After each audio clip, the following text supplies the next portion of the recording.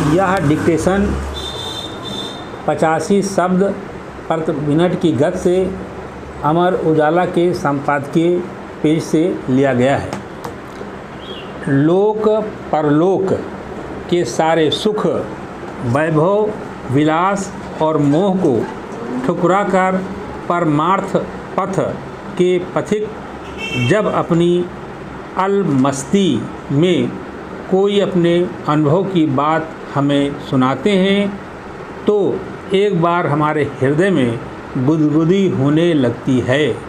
वे अपने अनुभव कहने नहीं बैठते, आनंद का ज्वार उमड़कर उन्हें गाने के लिए विवश कर देता है।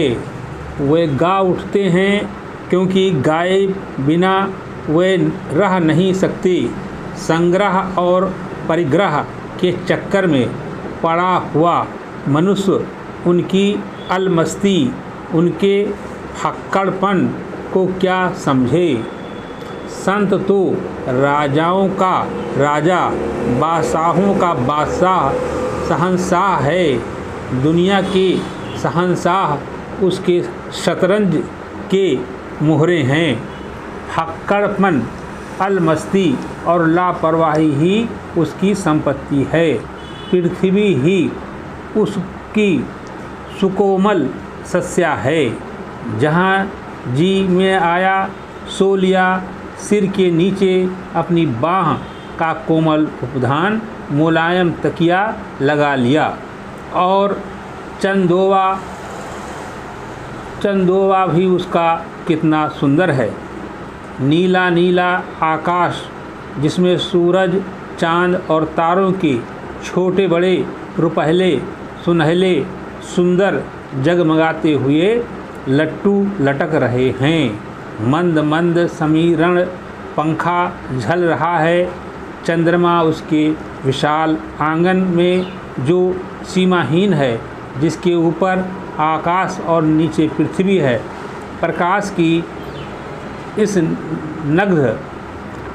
स्निग्ध कोमल किरणें बिखेर रहा है और विरक्ति वनिता संग में आनंद की नौ नौ लहरें उत्पन्न कर रही है।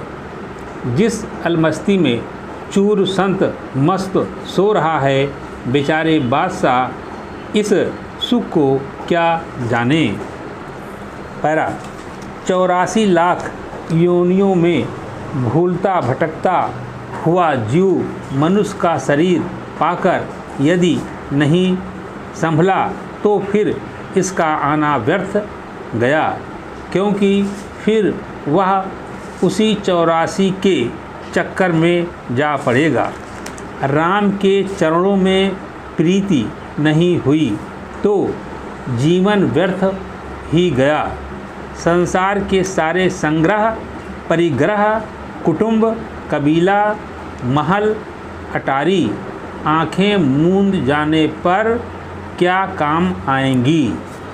साधना पथ में एकमात्र प्रभु की अनुकंपा करके ही साधक आगे बढ़ सकता है। अपनी साधना का संबल इस मार्ग में क्या सहायक होगा। साधक का ध्यान सदा, चाहे वह कितनी भी भारी विपत्ति में क्यों ना हो, प्रभु के चरण कमलों में ही रहना चाहिए। एकांत निष्ठा ही इस मार्ग की सारी बाधाओं को दूर करके हमें अग्रसर करती है। साधना मार्ग का रहस्य है सदैव अखंड रूप से श्री हरि चरणों का आश्रय लिए रहना। आत्मा जब अपने सारे आवरण को हटा देती है तो ईश्वर का सुमधुर साक्षात्कार उसे होने लगता है। शर्त यह है कि अत्यंत झीना सा आवरण भी ना रहे। मनुष्य जो वस्तु खोज रहा है वह तो ठीक ही है, परंतु जहाँ खोज रहा है वहाँ वह वस्तु है नहीं, और जब वह वहाँ है ही नहीं तो मिले कैसे। मनुष्य सुख आनंद खोज रहा है, परंतु वह खोज रहा है तमाशा है।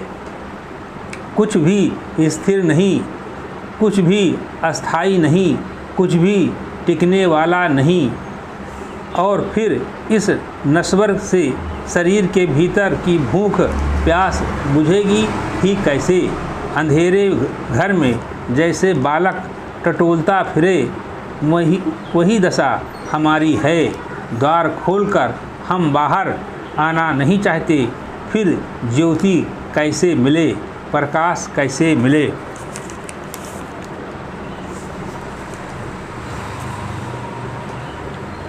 ये मैटर था।